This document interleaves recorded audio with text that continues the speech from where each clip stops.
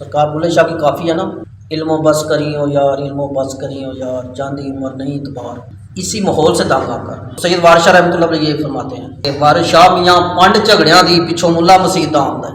और रांझा बहस कर रहा होता है ना मस्जिद में आकर, तो सादे लोगों के साथ कर रहा होता है, तो कहता है ये पंड झगड़िया दी पिछों आ रहा है जनाब, झगड़े इकट्ठे किए हुए हैं सारी दुनिया में।